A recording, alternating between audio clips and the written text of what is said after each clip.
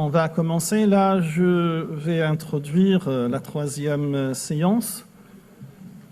On a deux intervenants d'une grande qualité, deux grandes personnes, que je vais avoir le plaisir de les présenter chacun à son tour.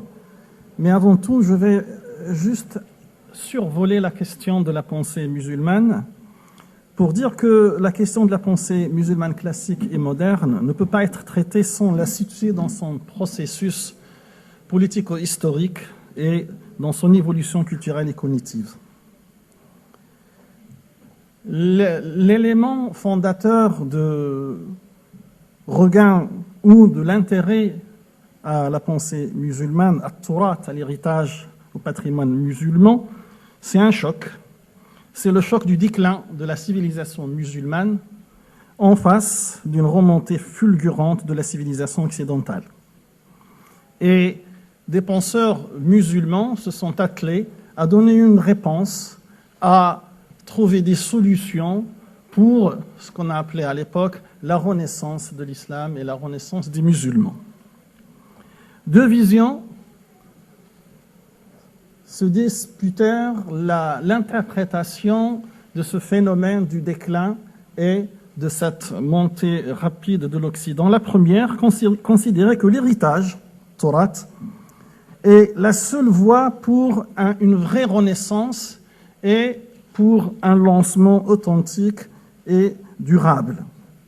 L'autre vision, diamétralement opposée, considérait que l'héritage est la cause du déclin et le frein qui retarde la renaissance.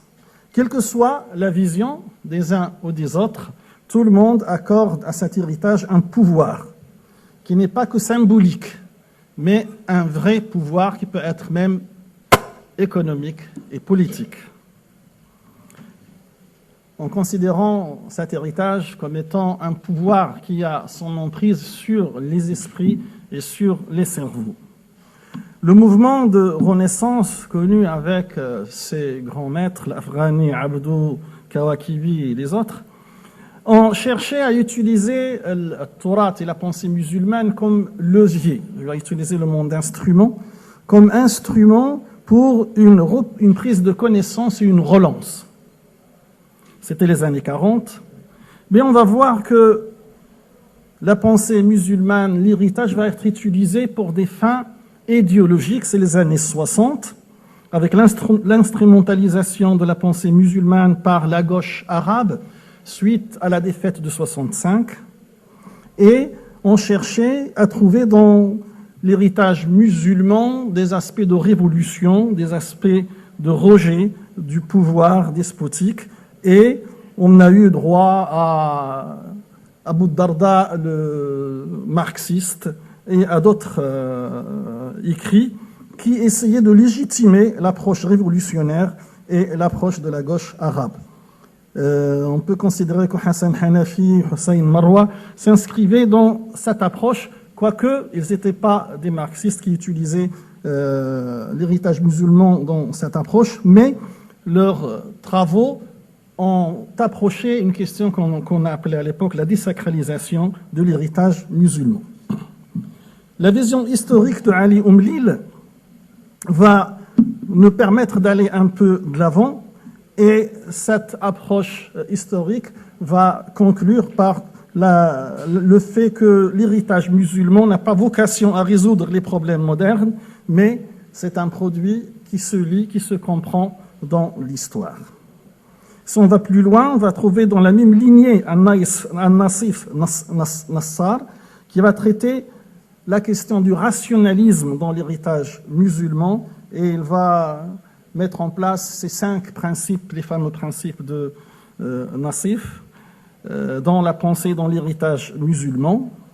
Dans cette même critique du rationalisme, on aura un Mohammed Abd al-Jabri qui ne va pas critiquer l'héritage, mais qui va critiquer l'instrument, à savoir la raison arabe, dans son livre L'Aql al-Arabi, la critique de la raison arabe, et qui va pas critiquer la pensée, mais qui va critiquer le système de pensée, ce système qui est à la base de toute pensée particulière ou singulière. Si on va plus loin, on va tomber sur Harkoun, qui ne va pas faire une critique du système de pensée arabe, mais du système de pensée musulman, qui va nous mettre en place l'épistémé de la pensée musulmane, qui est dominée par la suprématie de la révélation et que pour lui laisse une place minime pour la raison et qui plafonne la production rationnelle. Cet héritage va se compléter par des apports de deux grands intervenants que je vais présenter. En premier, Ghalib Benchir, islamologue, conférencier et grand écrivain. Il est le président de Fondation de l'Islam de France. Il a publié un ouvrage intitulé Petit manuel pour un islam à la mesure de l'homme et un autre ouvrage, Le Coran expliqué. Sans trop tarder, je lui cède la parole tout en le remerciant. Merci infiniment, merci Sidi Béchir. Notre ami a dit, nous avons là deux grands intellectuels. Grand, ça s'applique assurément à ces Mustapha, Chérif, à tout point de vue. Votre serviteur, il n'a que la taille, et encore de nos jours, c'est même dans la moyenne de la jeunesse. Et je puis vous assurer que ce n'est pas qu'un exercice de style pour la fausse modestie qui est une tare, parce qu'on a envie d'être loué abondamment. Je ne suis dans cette affaire qu'un introducteur de débat sur des sujets. Et je me réjouis que des questions aussi cruciales puissent être abordées en colloque, en séminaire, et notamment par Musulmans de France, parce qu'il n'y a pas mieux que la circulation des idées. Je le dis et j'implore votre indulgence parce qu'il n'y a aucune jubilation blasphématoire dans les propos qui vont suivre. Je risque d'être sévère. Ce n'est pas de l'autoflagellation, ce n'est pas de la critique gratuite, c'est un constat, et pardonnez-moi le terme, amer d'une situation qui a trop duré.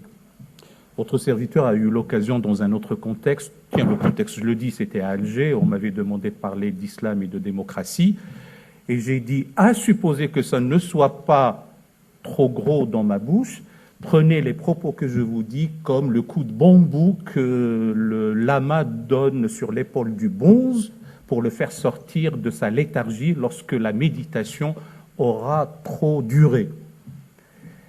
J'ai bien peur, si je reste dans ce constat sévère, de mon point de vue, Malik Ben Nabi a été trop sévère quand il dit, après la chute de la dynastie almohade, la pensée islamique a végété.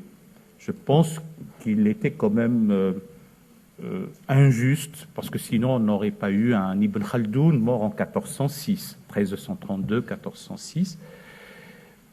Mais les propos qui vont suivre, conformément à ce que nous avons décidé ensemble, enfin moi je suis homme à me couler dans le moule de l'organisation, Okacha m'a dit alors on parle de la pensée, je lui dis d'accord.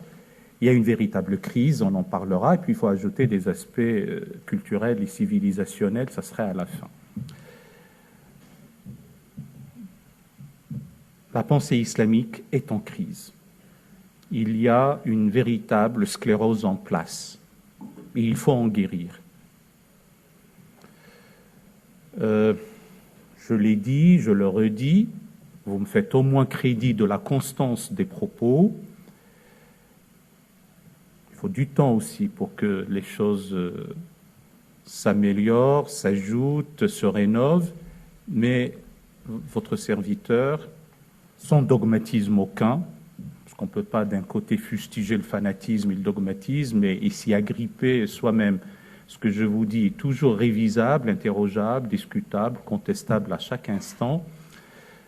C'est mon sentiment profond et c'est mon attachement aussi à la tradition religieuse islamique et à la civilisation impériale qu'elle a sous-tendue à travers l'histoire qui me fait dire ce que je vais dire.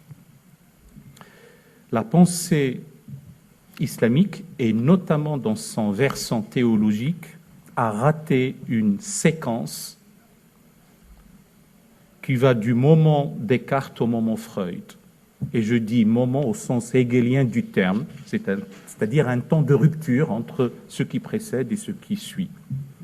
Et au lieu de rattraper, d'étudier, d'assimiler, d'ingérer, de critiquer, de dépasser cette séquence, bien on l'a totalement ignorée, et puis au mieux on s'était intéressé, et non sans raison, à la théosophie ismaélienne, à Mollah Sadra Shirazi, avant lui au mieux à Sohrawardi, et on en était resté là, avec une logique qui est ce qui précède 622, vous savez très bien pourquoi 622, c'est le temps de l'obscurantisme, et ce qui a suivi 622, c'est le temps des lumières de la foi. Alors si Tariq n'est pas là, Cheikh Tariq était là, je me rappelle une fois quand j'ai dit, vous savez, Ibn Qayyim al-Jawziyya c'est merveilleux, mais c'est obsolète. Et j'ai eu une volée de bois vert, du genre, mais comment oses-tu dire que Ibn Qayyim al-Jawziyya, sa pensée est obsolète? Je la respecte dans son temps, mais de nos jours, elle est inopérante. C'est pour ça que je dis qu'elle est obsolète. C'est pour ça que quand j'ai entendu le terme périmé, je me suis dit, bon, entre l'obsolescence et le fait que ça soit périmé, peut-être qu'il y a une parenté de sens. Alors, cette séquence dont j'ai parlé a été ratée, et surtout ce qu'il y a entre les deux. Je ne vais pas faire étalage d'une vaine érudition. Les Pierre Bayle, les Benjamin Constant, les Rousseau, les Voltaire, les John Stuart Mill, etc., jusqu'au maître du soupçon que furent Marx, Nietzsche et Freud. C'est toute une séquence totalement ignorée, ou en tout cas mise à l'écart, à croire qu'il y a une volonté d'ignorance méthodologiquement programmée. Je dis à croire, je ne veux pas verser dans une paranoïa facile. Je peux m'expliquer là-dessus peut-être lors du débat. Donc on a besoin effectivement d'une raison qui sorte de la raison religieuse dévote, de sortir d'une rationalité fermée qui tourne en rond, autoréférentielle. À un moment donné, il faut dire stop. Rouvrir les clôtures dogmatiques, dégeler les glaciations idéologiques, libérer l'esprit de sa prison, sortir des enfermements doctrinaux. Ce n'est pas la première fois que je le dis, je ne cesse de le scander jusqu'au ressassement. Et pour en tout cas cet après-midi, et Sid Béchir, il faut m'interrompre quand j'aurai épuisé mon temps de parole, malheureusement je n'ai pas un texte qui balise mes propos, cette raison, qui ne doit pas être une raison résonante, instrumentale, à double critère avec un tiers exclu qui ne nous avait pas prémunis du bolchevisme, du nazisme, de l'islamisme politique, autre, c'est une nouvelle raison, une raison émergente dont nous avons besoin, aura à prendre en charge, dans un investissement intellectuel, 5 grands axes fondamentaux, cruciaux. Le premier est celui de la liberté. Et toujours, la liberté de conscience, la liberté de religion, la liberté d'expression, la liberté d'opinion. Et ceci doit être pris en charge par cette raison, mais aussi dans une refondation de la pensée théologique islamique.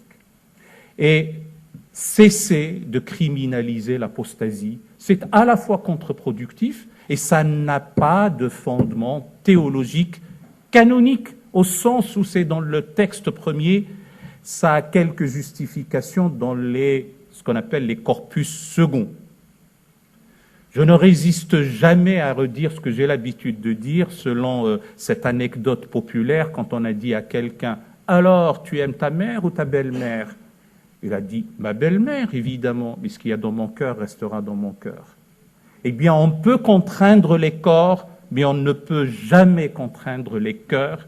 Et dans l'intimité de conscience des uns et des autres, il n'y a pas pire méfait, il n'y a pas pire crime qu'un crime de lèse-conscience. Si on ne règle pas ce problème, ça sera le scotum, je parle sous l'autorité des ophtalmologistes ici présents, de la pensée théologique islamique et de la pensée islamique d'une manière générale. Et c'est inacceptable que nous n'ayons pas la possibilité de le dire haut et fort ici, en France, puisque le ciel est beaucoup plus clément au-dessus de notre tête qu'ailleurs. Ailleurs, c'est-à-dire les contextes islamiques. Le deuxième axe, comme ça je fais le catalogue rapidement, bien entendu, c'est celui de l'égalité foncière, ontologique, réelle, ontologique, c'est-à-dire une égalité entre les êtres. C'est l'égale dignité des êtres humains, énoncée avec force dans le texte premier, mais malheureusement à une application juridique infériorisante, notamment pour la moitié de l'humanité. Donc une égalité fondamentale, certes ontologique, mais aussi juridique, et si le droit ne suit pas, eh bien, le primat sera au droit positif. Je ne vois pas pourquoi on continue à s'agripper à un droit d'inspiration religieuse éculé, suranné, dépassé et inopérant. Nous avons besoin de l'équivalent d'un Cesare Beccaria, 1738-1796, qui a libéré le droit du jus canonicum, du droit canon. Nous avons besoin de quelque chose de similaire. Il y a des tentatives par-ci, par-là, et votre serviteur, croit fondamentalement au primat du droit positif dans une société, surtout lorsqu'elle est sécularisée, surtout lorsque nous constituons, et en France c'est le cas, une association politique d'hommes et de femmes libres, et cette association politique est autofondatrice de sa propre légitimité sans courir à un principe transcendant qui la consacre. D'ailleurs, c'est qui pose aussi sa difficulté. Bon, et de ce point de vue-là, on ne va pas se prévaloir d'un droit autre que la norme juridique qui n'est qu'une émanation rationnelle des hommes qui s'applique aux hommes pour le bien-être des hommes. Bien sûr, quand je dis les hommes, ce sont les hommes et les femmes, et cette norme juridique, si elle nous plaît, c'est très bien. Si elle ne nous plaît pas, ben, l'alternance démocratique fera en sorte qu'on aura des représentants de la nation qui fassent quelque chose qui aille dans le sens que nous souhaitons. Mais le droit sera produit, promulgué conformément à la raison humaine. Troisième chantier, là vous verrez que j'arrête le triptyque républicain, il n'y aura pas la fraternité, mais ce sera une autre chose, c'est la désacralisation de la violence. Nous avons besoin d'une prise en charge intellectuelle de cette idée tout aussi surannée et dépassée, et combien je suis triste quand je vois dans certaines écoles dites coraniques l'éloge qui est fait de la bataille de Badr. Je ne dis pas que la bataille de Badr n'a pas existé, mais l'éloge qui est fait pour des gamins et des gamines de 5, 6 ans, de 10 ans, des propos dithyrambiques de ce qui fragilisera leurs esprits par la suite, et qui est cette idée tout aussi archaïque qu'il y a des phalanges angéliques telles des puissances célestes qui viennent aider les armées terrestres. Le merveilleux, le fabuleux, l'extraordinaire, c'était valable à un moment donné dans le genre littéraire qu'on appelait Kutubul Marazi. Mais ce n'est plus valable de nos jours. Ce n'est pas possible. Et donc, d'abord, je ne suis pas sûr qu'il y ait une quelconque efficacité à la violence, mais d'aucuns nous disent, oui, mais depuis les guerres puniques ou les guerres médiques jusqu'à Daesh, ben, il y a une course effrénée entre la cuirasse et l'épée. Les arsenaux nucléaires sont une forme de cuirasse et d'épée de nos jours. Bon, tu n'y peux rien. Les gens pensent qu'il y a de la violence intrinsèque à l'homme, et n'arrive pas à s'affranchir de son antique servitude, mais au moins qu'elle ne soit pas enseignée comme quoi elle peut être commanditée par la transcendance. Et là, la raison, la pensée islamique doit se pencher sur des considérations de cet ordre. Avant-dernier axe, c'est celui de l'autonomisation du champ du savoir et de la connaissance par rapport à celui de la révélation et de la croyance. Il est temps pour que nous guérissions de la pathologie du concordisme. Si c'est dans le Coran, c'est merveilleux et on l'accepte. Enfin, si c'est dans le Coran, que certains ont compris et interprété. Donc, on l'étudie, c'est bien, de tout temps ça s'y trouve. Si ce n'est pas dans le Coran, on ne l'étudie pas, on le met de côté, ou on essaie de ployer soit le texte par rapport aux ressources inventives de la technoscience, ou inversement. Je pense que cette forme d'étude et d'approche est tout aussi problématique, et en plus c'est un doux euphémisme. C'est l'autonomie des deux sphères. Je ne dis pas séparation, il y a eu une discussion ce matin sur séparation, adaptation. Je dis simplement l'autonomie des deux sphères. Il y a des lectures confessantes, il y a des lectures objectives, scientifiques, académiques, sérieuses, etc., qu'il faut faire, y compris du fait islamique. Dernier, alors ce n'est pas exhaustif et ce n'est pas la fin, mais aujourd'hui, voulant être discipliné, j'arrête sur ce dernier, et puis je dirai 2 mots sur les aspects culturels et civilisationnels. Le dernier champ, le dernier chantier titanesque, c'est l'émancipation du sujet musulman des contraintes, d'abord intérieures, mais aussi extérieures. Il y a une très forte pression communautaire. Et du coup, hélas, le sujet musulman ne peut plus vivre épanoui. Il subit le regard de son corps légionnaire, a fortiori quand celui-ci, au lieu de s'occuper de soi-même, il va s'occuper de l'autre pour qu'il n'aille pas périr en enfer. Et ça donne une situation d'hypocrisie, alors qu'il vaut mieux laisser la question de spiritualité, de l'intériorité, comme une question de vérité intérieure, de sincérité et de spiritualité élévatrice et qui épanouissent. Donc cette notion d'émancipation du sujet humain, notamment dans les contextes islamiques, me paraît être de la plus haute importance. L'émancipation intérieure, c'est le fait de s'affranchir de ce qui aliène l'esprit. On m'avait parlé, jeté son nom, d'un chef d'État arabo-musulman qui aurait dans sa chevalière un petit talisman qui l'aiderait à prendre les bonnes décisions. C'est très bien, c'est même respectable, mais ça fragilise l'esprit. Il est temps de sortir de la pensée magique. Voilà. Je ne sais pas si j'ai raison, mais je crois à cela. Je vous le dis pour que nous le partagions. Alors, les aspects culturels et civilisationnels, très rapidement.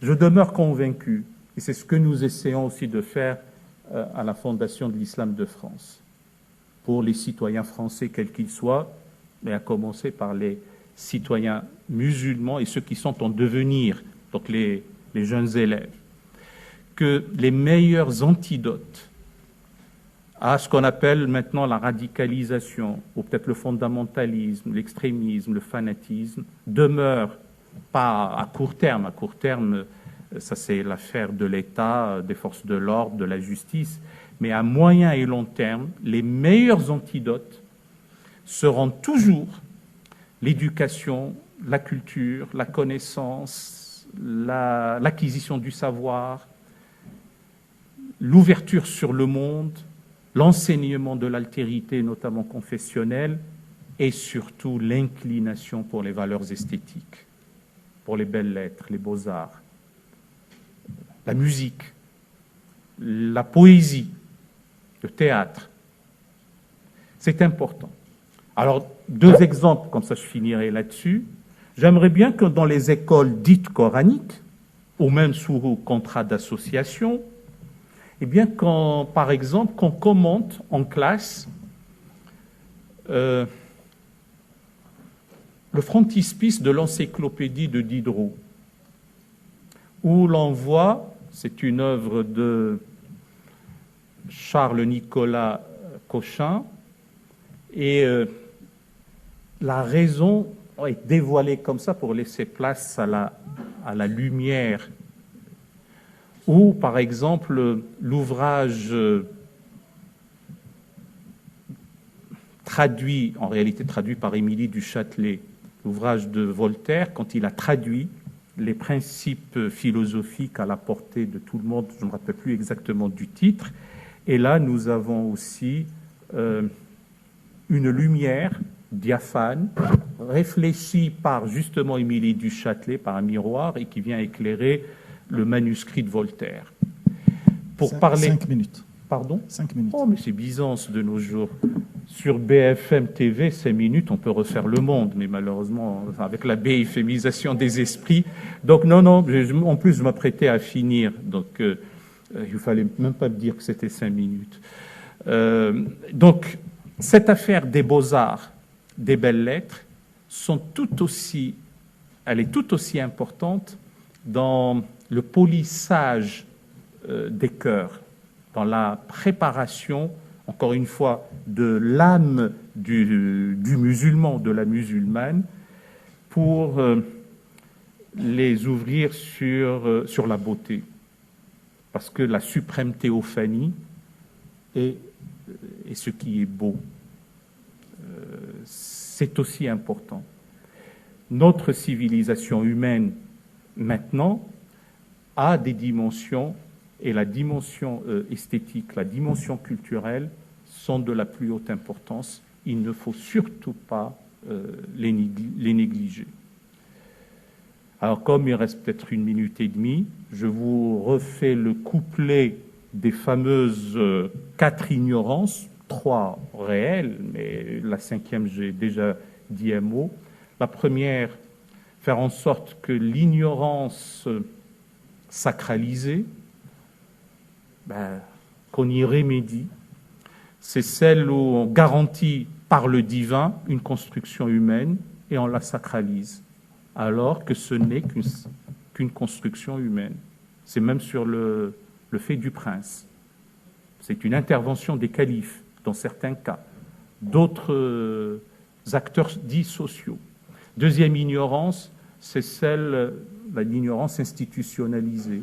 Nous avons assisté à des mécénats d'État parfois pour construire des grandes mosquées dans lesquelles on enseigne des mensonges au regard de la connaissance historique. Et il faut que ça s'arrête. Troisième ignorance, c'est malheureusement l'ignorance complexe. Ça ne me fait pas plaisir de le dire, mais je le dis pour que nous nous réveillons. C'est que nahnu la nadri wa la nadri annana la nadri. Nous ne savons pas et nous ne savons pas que nous ne savons pas. À un moment donné, il faut bien qu'on règle le problème. Et la dernière ignorance, j'ai dit tout à l'heure, à croire qu'elle puisse être méthodologiquement programmée, je ne comprends pas pourquoi on n'enseigne pas les SHS, les sciences de l'homme et de la société, notamment dans les contextes islamiques, et très tôt, dès la seconde par exemple, il ne faut pas attendre l'université. Ça me paraît être de la plus haute importance et on a envie de sortir de l'ornière dans laquelle nous nous débattons depuis maintenant quelques décennies. Merci. Merci. Mesdames, Mesdemoiselles, Messieurs, bonjour. Je suis particulièrement heureux d'être ce soir parmi vous dans le cadre de ce colloque passionnant de par le thème, et je remercie les Musulmans de France d'avoir bien voulu m'inviter, traverser la Méditerranée hier pour être parmi vous aujourd'hui et essayer de vous faire part d'un essai de réflexion. Cet essai de réflexion a pour tâche d'essayer de nous donner une vision globale, puisque tous les problèmes se posent en même temps. Problèmes philosophiques, moraux, éthiques, politiques, économiques, tous les problèmes se posent en même temps. La complexité domine. Nous avons pour devoir d'essayer de comprendre ce qui se passe, afin d'essayer de cerner ce qu'il faut faire ensemble. Les musulmans en Europe sont confrontés à des défis inédits. À travers le monde, ils traversent une des plus graves crises de leur histoire. De l'intérieur, l'intégrisme et des sectes extrémistes usurpent le nom de l'islam, le trahissent et propagent le nihilisme. Dans ce contexte, des discours de diversion les dénigrent et les stigmatisent alors qu'il n'y a pas de responsabilité collective. Il y a des critiques fondées et d'autres qui ne le sont pas au sujet des musulmans. Pour relever les défis, les musulmans européens ont raison de se réapproprier la notion de réforme des comportements et des lectures de leurs textes fondateurs. L'hypothèse, à mon humble avis, est claire. Nous devons renouer avec la pensée musulmane de ce que j'appelle la voie médiane, la voie du juste milieu. La voie de la hauteur de vue. Il est difficile de progresser, de renouveler le fiqh et de contribuer au vivre ensemble sans le fikr, la pensée musulmane, de ce que j'appelle du juste milieu. Afin d'assurer la résilience et de contribuer à sortir du cycle actuel de ce que des philosophes, à juste titre, appellent l'époque de la fin de civilisation, pour tous. Il s'agit donc de comprendre la complexité de notre époque et de se tenir à distance des postures extrémistes de tous bords, vouées à l'échec. Celle de la fermeture, intégrisme, fondamentalisme, et celle de la dilution, libéralisme sauvage, matérialisme et austéricisme dogmatique. Pour forger une humanité rationnelle, équilibrée et juste, le monde a besoin de la pensée médiane, qui est un humanisme. Les monothéismes et d'autres cultures peuvent s'y retrouver. À chaque fois que le monde musulman ou d'autres sociétés s'écartent de la pensée du juste milieu, des catastrophes surgissent. Le musulman européen guette le souffle du changement, d'une nouvelle pensée théologique et culturelle et de l'être commun juste. Il faut viser l'excellence et pas moins. La médianité, l'Ouassat qualifie les musulmans tels qu'ils devraient être. C'est ainsi que nous avons fait de vous une communauté de juste milieu. Mais l'excellence est conditionnelle. Il faut mériter cette qualité. La recommandation pour le bel agir, l'ihsan, c'est à soi-même d'abord qu'elle doit être adressée. Pour être pratique dans ce tableau de défis, examinons en termes pratiques les différentes critiques adressées aux musulmans pour esquisser une réponse de la pensée médiane pour notre temps. Surtout que l'ère du temps et les réactions obscurantistes d'inauthentiques musulmans laissent croire à tort que le musulman refuse la critique. Pourtant, ce qui est réfuté est l'incitation à la haine, la stigmatisation et les généralisations infondées, et non point la liberté d'expression et de critique, y compris la plus irrévérencieuse ou satirique. L'islam est méconnu par les siens et par des étrangers. Il est de notre devoir de l'expliquer autant par une pensée pour notre temps que par nos actes réfléchis et cohérents. D'autant qu'il y a des points où l'Europe est une chance pour les musulmans et d'autres points où c'est l'islam, authentique et non dévoyé, qui est une chance pour l'Europe. La vie réelle est celle de l'échange et du partage. Il faut reconnaître les métamorphoses dans la mutualité et la réciprocité et sortir des perceptions univoques. Le communautarisme, première critique. Première critique d'actualité, certains accusent les musulmans de communautarisme. Pourtant, la notion de Ummah, communauté spirituelle et non point politique, signifie l'ensemble des croyants musulmans par-delà leurs origines et leur nationalité. Elle respecte la notion de peuple, de patrie, de nation, de citoyenneté, la diversité des situations, des appartenances et des cultures, une réalité historique depuis 15 siècles. La pensée profonde sait que l'Oumma se veut ouverte à la communauté nationale, la citoyenneté, membres d'une même nation, tous liés et égaux face à la loi. La pensée musulmane ouvre cet horizon possible et logique. Le Coran d'ailleurs emploie plusieurs fois les notions de qawm, umma, sha'b, peuple, nation. Cela rend le lien citoyen fondamental pour le vivre ensemble, compatible avec d'autres, comme le lien entre les croyants d'une même religion ou le lien interreligieux. Le musulman n'oppose pas et ne hiérarchise pas son appartenance à l'Oumma, niveau spirituel, et celui social, culturel et politique à la nation où il vit, niveau temporel. Il se veut loyal, en sachant donc que la citoyenneté est primordiale. C'est un acquis qui n'appartient à aucune région particulière, aucune culture en particulier.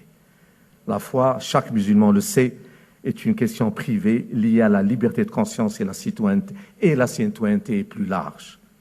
Elle concerne la vie collective par-delà les singularités.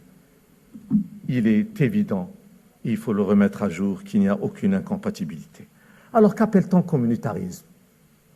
Si c'est s'enfermer, s'isoler, contredire la citoyenneté, les valeurs de respect de l'altérité, refuser de participer à la vie commune citoyenne de la nation où l'on vit, ne pas respecter les lois, comme cela est parfois visible, il est logique de prendre toutes les mesures légales, sociales, et en luttant contre les discriminations. Par contre, si c'est apprécier autant le lien social citoyen républicain que les liens des groupes culturels ou culturels et partager des traditions, cela est sain et légitime. Contrairement aux préjugés, fraterniser au sein d'une communauté n'est pas du communautarisme si ses membres sont inclusifs et ont d'autres relations sociales et culturelles. La nation est une, le caractère unitaire de l'identité nationale de chaque pays doit être enseigné, respecté et intériorisé, sans exclure le respect du pluralisme. Ce dernier ne doit pas porter atteinte au socle commun, il s'agit de les articuler. Responsabilité partagée et une chance réciproque que l'immense majorité des musulmans reconnaît. Deuxième critique, l'ijtihad. Cela mérite une réponse face à la prolifération de la posture rigoriste qui refuse l'interprétation et la contextualisation des textes et se limite au juridisme, au littéralisme et à l'apologie. Nous l'avons entendu aujourd'hui. Pourtant, l'interprétation en islam est tellement centrale que plusieurs notions sont utilisées, vous le savez.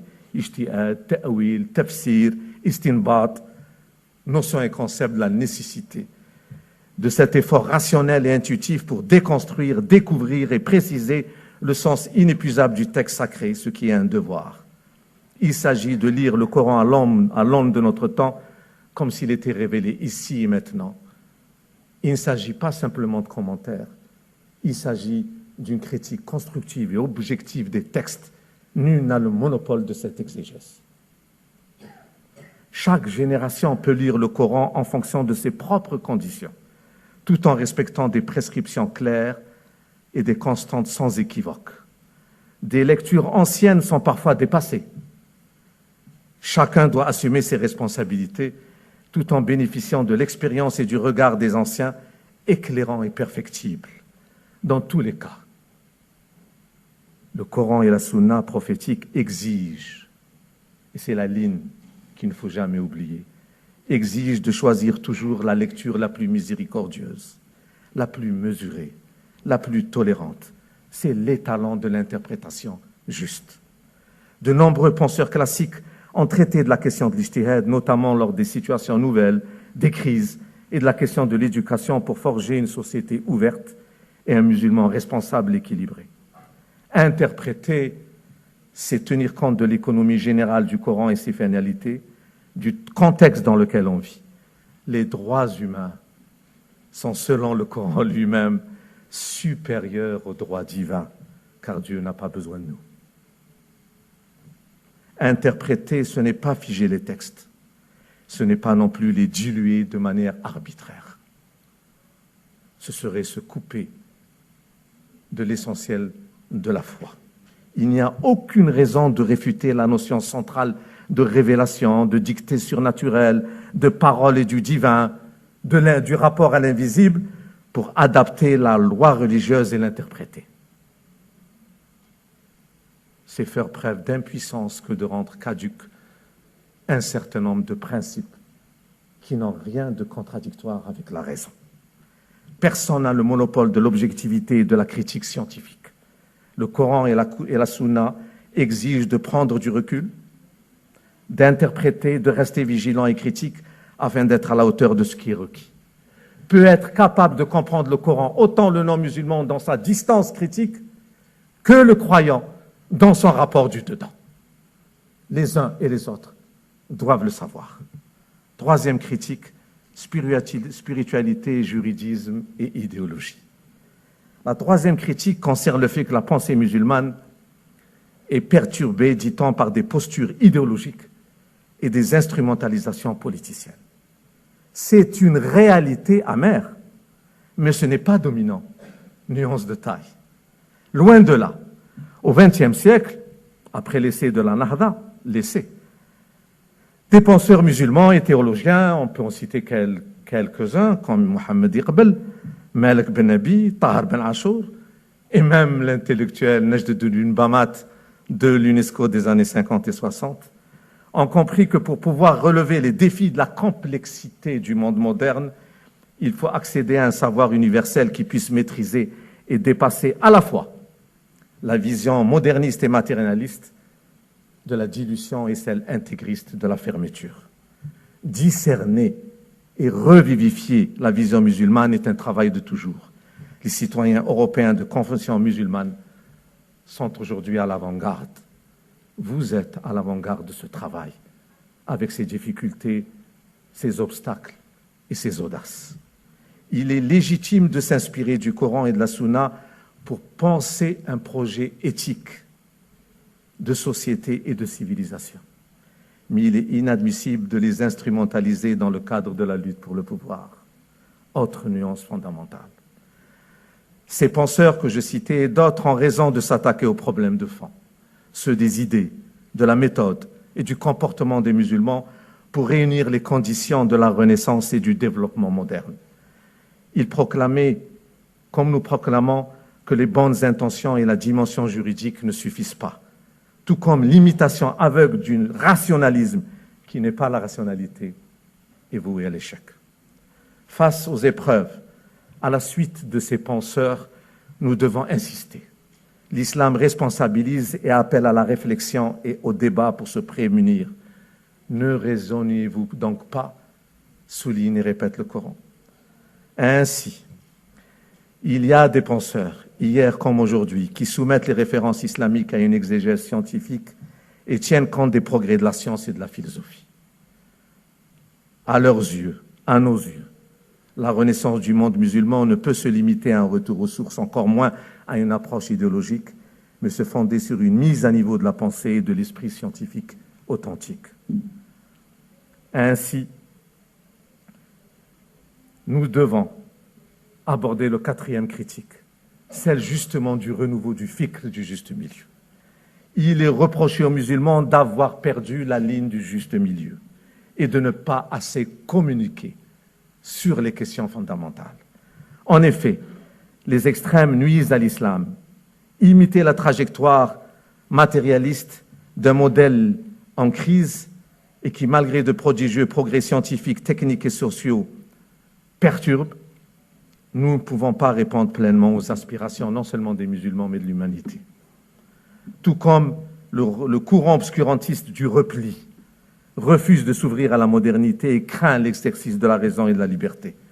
Dans les deux cas, chers amis, c'est l'impasse.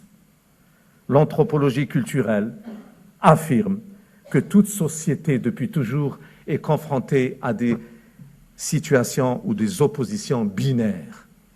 Chaque doctrine propose des mécanismes permettant de donner une cohérence, une signification. Ces choix binaires sont trois. Unifiés ou fusionnés, séparés ou opposés, et articulés ou conjugués.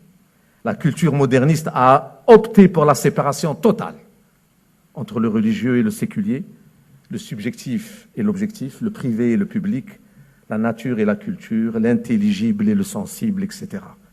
Cela a permis des progrès prodigieux sur nombre de plans, mais en même temps a produit des déséquilibres. La vision musulmane privilégie la méthode de la distinction et de l'articulation, la voie de la médianité, de ce qu'on appelle la voie universelle pour réduire la possibilité des troubles. C'est cela qui représente à mes yeux une chance pour l'Europe et les citoyens musulmans. Justement, 5e critique, religion et sécularité, religion et laïcité. Que dire après toutes les passionnantes choses que nous avons entendues aujourd'hui? À tort, l'islam, vous le savez, est décrié comme incompatible à la laïcité et envahissant dans l'espace public. Que dire? Que faire? Cela bouleverse en premier lieu les musulmans. Ils savent que la confusion ruine le vivre ensemble et l'émancipation. De par le monde, il faut commencer par le dire, il n'y a pas une seule vision de ce qu'est la sécularité et l'expression de la religion.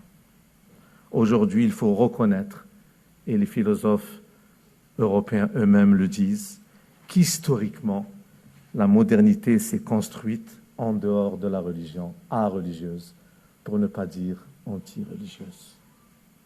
Des désillusions, le malaise dans la civilisation et dans la culture, comme dit Freud, des impasses sont les maîtres mots pour traduire la difficile réalité contemporaine ambivalente où nous avons tous une part de responsabilité.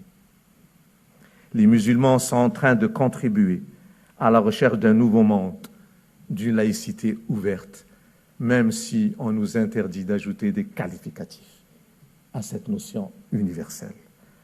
Dans ce sens, nous le savons tous, nous l'avons entendu aujourd'hui, la loi de 1905 en France est un acquis, le révérend fondamental, un bien commun qui doit inspirer tous les acteurs. Les musulmans sont des partenaires bénéfiques, même si aujourd'hui ils apparaissent à tort comme des dissidents et des réfractaires et qu'ils subissent des injonctions injustes. Le quiproquo doit être levé. Il suffit de se souvenir, par exemple, que l'État mis en place par le prophète à Médine se voulait l'État de droit pour tout le monde, pas des seuls musulmans. Rien, il faut que les musulmans le sachent, mais aussi le reste de l'humanité, rien dans le Coran et la Sunna ne s'oppose à la sécularité, à l'idéal démocratique. Tout l'exige au contraire. Pour l'Orient, pas seulement pour l'islam, mais aussi pour une partie de l'Occident, parce qu'Occident et Orient sont aujourd'hui imbriqués, entremêlés. L'attachement à une valeur supérieure, dite sacrée, n'empêche pas la possibilité de la démocratie, conséquence de la sécularisation. Un individu totalement autonome, livré à sa seule finitude, coupé du monde et de l'au-delà du monde, de la religion, qui était une des sources du lien social, risque, selon les penseurs croyants comme Lévinas ou Derrida, de perdre son humanité et le sens du commun. Tout comme l'individu qui vit sous le joug du collectif religieux, du seul sacré, ne peut se réaliser librement. Discernons, faisons la part des choses et rendons ce qui appartient à chacune des dimensions. Les sociétés modernes, nous devons le reconnaître, traumatisées par le dogmatisme religieux, la théocratie, les guerres de religion et le fanatisme, les sociétés occidentales, notamment en Europe, sont les premières dans l'histoire à vouloir vivre sans rapport à une transcendance, au sacré et à la religiosité. Nous devons en tenir compte. Mais la culture moderne, la sortie de la religion de la vie, comme on dit, malgré le retour de la religiosité sous d'autres formes, n'a pas comblé le besoin de sens de l'existence. Que faire ensemble?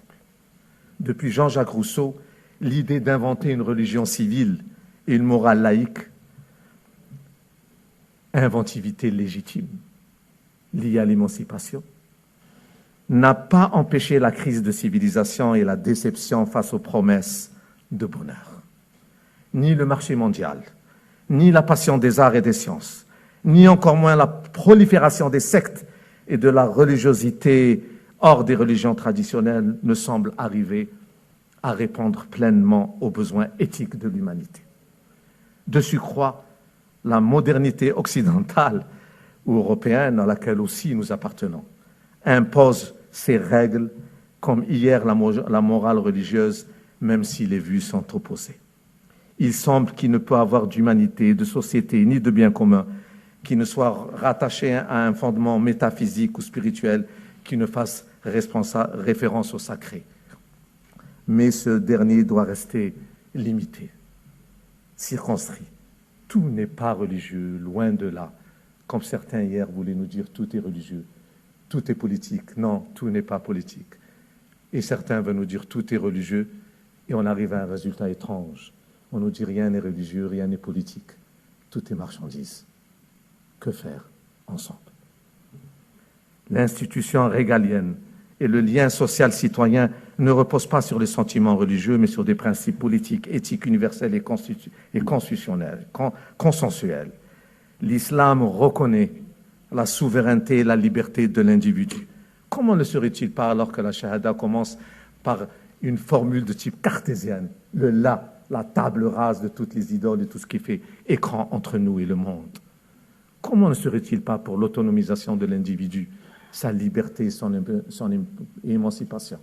Mais en même temps, il s'agit aussi de l'être commun, du vivre ensemble, du partage et de la solidarité. Équilibre entre autonomie et partage. Ainsi, conclusion, il est reproché aux musulmans de ne pas parler haut et fort pour dénoncer l'extrémisme violent et énoncer une vision alternative. Le concept de la pensée médiane, il est vrai, n'est pas assez connu, alors qu'il est important sur le plan théologique après celui de Tawhid, unicité. C'est une pensée qui vise l'équilibre et la complémentarité entre les dimensions essentielles de l'existence. L'islam vise l'être humain comme un être de nature, comme un être de raison et un être de spiritualité. Si une de ces dimensions nous manque, nous risquons de perdre notre équilibre. Cela peut se réaliser, y compris dans la plus grande des sécularités et dans la laïcité la plus universelle et la plus totale. En conclusion, quand il y a difficulté, il faut revenir aux textes fondateurs pour les recevoir, les comprendre et les interpréter pour notre temps. Il faut revenir au dialogue et au débat, parce que nul n'a le monopole de la vérité. À l'ère classique, les différentes écoles de pensée se côtoyaient et échangeaient au point que surgit une science classique dite de la divergence, ilm al-ikhtilaf. Comment est-ce que les classiques qui étaient dans une dimension civilisationnelle admettaient la diversité et qu'aujourd'hui, ce soit les anathèmes? Non, nous devons plus que jamais comprendre que le Coran, lorsqu'il nous parle de zaman, de dahr, de waqt, de hin, et même dans la sourate 21, verset 2, il nous parle de l'muhdath, de ce qui doit être actualisé et modernisé, et du masir et du devenir. Nous devons comprendre qu'il n'y a pas d'autre alternative à partager ensemble à la fois des valeurs spécifiques et universelles, assoiffées de justice et d'éthique, oui, mais assoiffées de fraternité et d'amitié. Je vous remercie.